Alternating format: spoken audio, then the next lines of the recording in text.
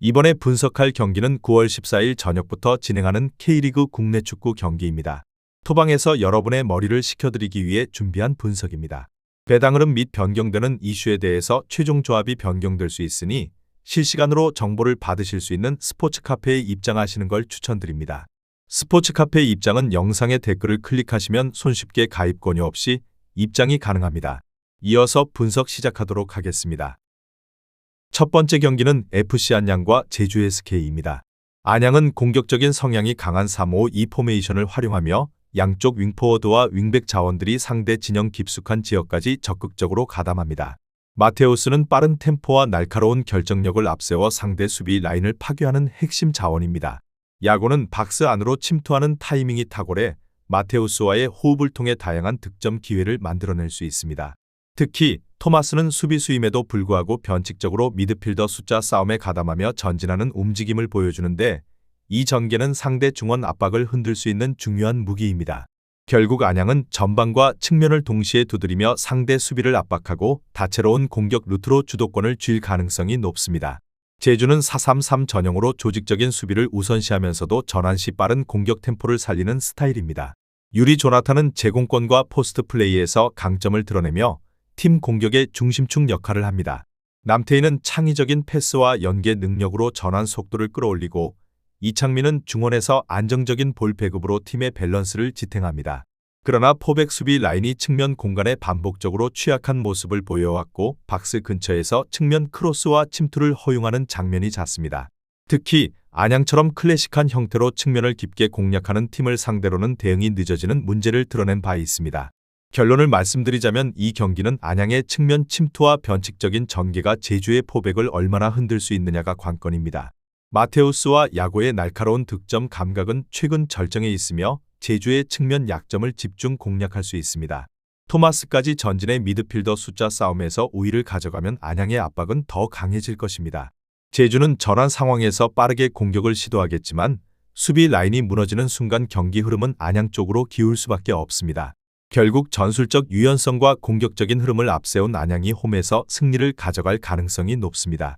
FC 안양의 승리와 언더를 추천드리는 경기입니다. 두 번째 경기는 김천 상무와 대구 FC입니다. 김천 상무의 박상혁은 빠른 침투와 활동량으로 측면에서 활력을 불어넣고 전방 압박 상황에서도 적극적으로 가담합니다. 김승섭은 날카로운 드리블 돌파와 페네트레이션 플레이로 상대 수비 라인을 지속적으로 흔듭니다. 이동경은 팀 전술의 중심으로 빌드업을 지휘하며 전방에 결정적인 패스를 공급하는 플레이메이커입니다. 김천은 4-4-2 전형 속에서 이동경의 발끝을 거쳐 공격 루트를 다양하게 전개하며 홈에서는 특히 전환 속도를 높여 상대를 압박합니다. 중원과 측면에서의 연결이 안정적일 경우 공격은 단숨에 속도와 위협을 동시에 확보할 수 있습니다. 대구FC의 세징야는 여전히 날카로운 패스와 슈팅으로 위협적이지만 체력적 기복과 전환 속도에서 한계가 있습니다. 정치인은 중원에서 볼 배급과 압박을 시도하지만 강한 템포 앞에서는 대응력이 흔들리는 장면이 잦습니다. 라마스는 순간적인 돌파와 공격 전환에서 장점을 보이지만 고립될 경우 영향력이 제한됩니다. 대구는 4-4-2 전형을 유지하면서도 수비 라인이 불안정해 강등권 최하위라는 현실이 보여주듯 압박 저항력이 떨어집니다. 특히 뒷공간 대응과 측면 수비에서 잦은 균열을 드러내고 있어 김천의 공격 템포를 막아내기 어렵습니다. 결론을 말씀드리자면 이 경기는 이동경의 영향력이 얼마나 발휘되느냐에 따라 승부의 흐름이 달라집니다. 김천은 이동경을 중심으로 빌드업을 전개하고 김승섭과 박상혁이 측면에서 동시에 가속을 붙이면 대구의 수비는 쉽게 흔들립니다. 대구는 세징야와 라마스를 앞세워 반격을 노리겠지만 수비 불안이 반복되는 한 전체적인 흐름을 바꾸기 어렵습니다. 특히 포백 수비가 김승섭의 돌파를 제대로 막아내지 못하면 실점은 시간 문제일 수 있습니다. 김천은 홈에서 강한 템포를 유지할 가능성이 높으며 전술적 응집력과 심리적 우위까지 감안하면 확실히 앞서는 흐름입니다. 결국 에이스의 발끝에서 출발하는 김천의 공격이 승리를 결정지을 수 있습니다. 김천 상무의 승리와 언더를 추천드리는 경기입니다. 세 번째 경기는 수원FC와 광주FC입니다. 수원FC의 사박은 최전방에서 제공권과 연계 플레이로 팀 공격의 기점을 만들어내지만 파이널 서드에서의 결정력은 루안의 마무리에 크게 의존합니다. 김경민은 중원에서 왕성한 활동량으로 패스 전환과 압박 저항을 시도하지만 상대가 라인을 내리면 효율성이 떨어집니다. 루안은 개인기와 돌파 능력으로 공격 활로를 열 수 있지만 지원 자원이 부족하면 고립되는 장면이 많습니다. 문제는 윌리안입니다. 출전 여부가 불투명한 상황에서 무리한 복귀를 하더라도 정상적인 경기력을 발휘할 가능성은 낮습니다. 결국 공격 전개가 단조로워지고 득점 루트에서 날카로움이 부족할 수밖에 없는 흐름입니다. 광주FC의 헤이스는 순간적인 드리블과 공간 침투로 상대 수비를 흔들 수 있는 카드지만 전방 지원이 늦으면 고립될 수 있습니다. 신창문은 중원에서 안정적인 빌드업과 패스로 경기를 풀어나가지만 수비 압박이 강하면 전개 속도가 늦어집니다. 최경록은 측면에서 왕성한 활동량과 크로스로 변화를 주지만 박스 앞마무리에서 완성도가 떨어지는 장면이 있습니다. 광주는 4-4-2를 기반으로 탄탄한 조직력을 유지하며 원정에서도 안정적인 수비 블록을 형성합니다. 그러나 공격에서 파괴력이 터지지 않으면 경기를 루즈하게 이끌며 무승부를 용인하는 경우가 많습니다. 결론을 말씀드리자면 이 경기는 윌리안의 부재 가능성이 수원FC 공격 흐름을 크게 약화시키며 루안과 사박의 조합만으로는 폭발력을 기대하기 어렵습니다. 광주 역시 안정적인 수비 블록을 유지할 수 있지만 최전방에서 마무리 효율성이 떨어져 득점 루트가 제한됩니다. 결국 양팀 모두 날카로운 한방이 부족한 상황이라 공격보다 수비 안정에 초점을 맞출 가능성이 큽니다. 템포가 느려지고 중원에서 소강 상태가 길어지며 전체적인 경기 양상은 루즈하게 이어질 것입니다. 따라서 이번 맞대결은 승부를 가르기보다는 무승부로 기울 가능성이 가장 높습니다. 무승부와 언더를 추천드리는 경기입니다. 다음 경기 분석에 앞서 여러분들께 중요한 한 가지를 알려드리려고 합니다. 모든 사람들이 각자의 분석법이 있고 다양한 루틴이 존재합니다. 배당을 분석하는 사람, 결장자를 분석하는 사람, 그날의 팀의 컨디션을 분석하는 사람 등 다양하게 있습니다. 제가 운영하고 있는 스포츠 카페에서는 모든 분들의 분석을 한눈에 확인하실 수 있으며 가입 권유 없이 운영을 하고 있습니다.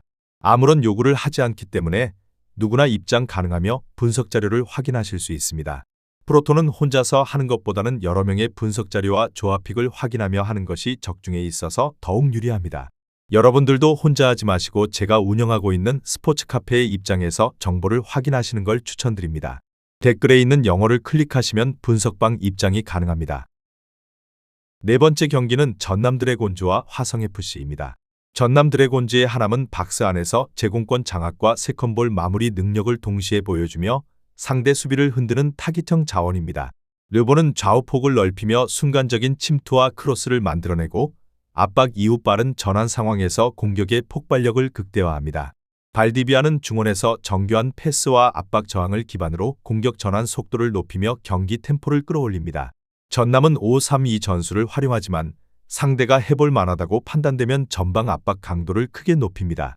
높은 진영에서 볼을 탈취한 뒤 곧바로 상대 박스를 공략하는 전술이 팀의 깊숙이 자리 잡아 있습니다. 그래서 초반부터 강한 압박으로 상대를 몰아세우며 경기를 주도하는 힘을 발휘합니다. 화성FC의 김병호는 박스 근처에서 순간적인 위치 선점과 결정력을 갖춘 자원이지만 강한 압박 속에서는 고립되기 쉽습니다. 데메트리우스는 피지컬을 활용한 버티기와 제공권 경합 능력이 뛰어나지만 전방 압박을 받으면 볼 간수가 불안해집니다. 전성진은 중원에서 전개와 패스를 담당하지만 압박 강도가 높아질수록 템포를 유지하지 못하는 장면이 잦습니다. 화성은 4-4-2 전술로 두 줄 수비를 형성하며 안정적인 운영을 추구하지만 전남처럼 압박 강도가 높은 팀을 만나면 뒷공간이 쉽게 열립니다. 원정에서는 특히 수비 라인의 간격이 벌어지며 후반부 집중력 저하로 실점 위기가 커집니다. 따라서 안정적인 수비를 유지하기 위해선 중원에서의 압박 저항이 필수적이지만 이 부분에서 불안 요소가 드러납니다. 결론을 말씀드리자면 이 경기는 전남의 강한 전방 압박과 빠른 전환 속도가 화성의 수비를 얼마나 무너뜨리느냐가 핵심입니다. 하남은 제공권으로 수비를 흔들고 르보는 좌우에서 침투와 크로스를 만들어내며 발디비아는 날카로운 패스로 찬스를 연결합니다. 화성은 두 줄 수비로 버티려 하겠지만 압박에 눌려 중원과 수비 간격이 벌어지면 곧바로 위기를 맞습니다. 특히 후반부 체력 저하가 겹치면 수비 집중력이 떨어져 전남의 공격 템포를 막아내기 어려운 구도가 펼쳐질 것입니다. 그래서 전술적 상성과 체력 부담까지 감안했을 때 경기 주도권은 전남이 확실히 가져갈 가능성이 높습니다. 결국 홈 어드밴티지와 전방 압박 패턴을 앞세운 전남이 승리를 끌어내는 그림이 가장 설득력이 있습니다. 전남 드래곤즈의 승리와 언더를 추천드리는 경기입니다.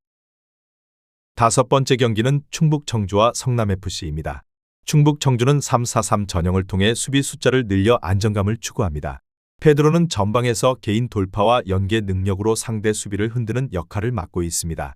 지어낙은 측면에서 빠른 발을 활용해 전환 속도를 높이지만 압박 강도가 높을 때는 활동 반경이 제약됩니다. 이지승은 중원에서 수비 지원과 템포 유지에 집중하며 밸런스를 지탱하지만 라인을 내릴 경우 공격 연결이 끊기는 한계가 드러납니다. 결국 충북 청주는 수비 블록을 구축하고 역습을 노리겠지만 상대의 빠른 공격 템포에 대응하는 데 어려움을 겪을 가능성이 큽니다. 성남은 4-4-2 전형을 기반으로 전방 압박과 빠른 종적 침투를 동시에 가동합니다. 후이즈는 득점 감각이 살아있으며 박스 안에서 기회를 살리는 마무리 능력이 뛰어납니다. 레안드로는 종적인 침투와 드리블 돌파에서 위력을 발휘하며 상대 수비 라인을 순간적으로 무너뜨리는 장면이 자주 연출됩니다. 박수빈은 활동량이 많아 중원과 측면을 오가며 팀의 공격 리듬을 살리고 세컨드 볼 상황에서도 빠르게 반응합니다. 특히 신재원의 측면 돌파와 결합될 경우 성남의 공격 루트는 훨씬 다채로워지고 상대 수비진에게는 큰 부담으로 작용합니다. 결론을 말씀드리자면 이 경기는 성남의 측면 돌파와 종적인 침투가 충북 청주의 3백을 어떻게 무너뜨리느냐가 핵심입니다.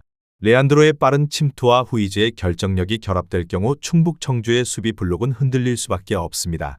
신재원의 돌파가 더해지면 성남은 좌우를 넓히며 공격의 변화를 줄 수 있고 이는 충북 청주 수비진에게 치명적입니다. 반면 충북 청주는 수비 라인을 낮춰 버티려 하겠지만 전환 속도와 압박 강도에서 성남의 기세를 막아내기는 어렵습니다. 결국 상승세와 다채로운 공격 루트를 앞세운 성남이 경기 흐름을 장악하며 승리할 가능성이 높습니다. 성남FC의 승리와 오버를 추천드리는 경기입니다. 마지막 경기는 안산 그리너스와 부산 아이파크입니다. 안산 그리너스의 김우빈은 중앙 수비에서 위치 선정을 통해 안정감을 주지만 제공권 경합에서 상대 장신 공격수를 막기에는 한계가 있습니다. 사라이바는 중원에서 왕성한 활동량으로 볼 배급을 이어가지만 강한 압박을 받으면 템포 유지에 어려움을 겪습니다. 라파는 전방에서 빠른 침투와 1대1 돌파 능력을 보여주지만 고립되면 공격 효율이 급격히 떨어집니다. 안산은 3-4-1-2 전술로 수비 블록을 두텁게 형성하지만 중앙 센터백 조합이 신체 조건에서 열세를 보이며 공중볼 대응에서 뚜렷한 약점을 드러냅니다. 그래서 상대가 크로스를 집요하게 올리면 페널티 박스 안쪽에서의 집중력 붕괴가 발생할 수 있습니다. 부산 아이파크의 곤잘로는 장신을 활용한 포스트 플레이와 제공권 장악력이 탁월하며 머리로 공을 떨궈주거나 직접 마무리하는 능력이 뛰어납니다. 페시는 측면에서 돌파와 크로스를 통해 곤잘로를 지원하며 공간을 넓히는 움직임으로 공격의 폭을 넓힙니다. 사비에르는 중원에서 예리한 킥과 패스로 크로스 전개를 유도하며 세컨드볼 상황에서 득점을 노릴 수 있습니다. 부산은 3-4-3 전술을 기반으로 풀백과 윙포워드들이 하프 스페이스와 측면을 번갈아 공략하며 크로스 빈도를 높입니다.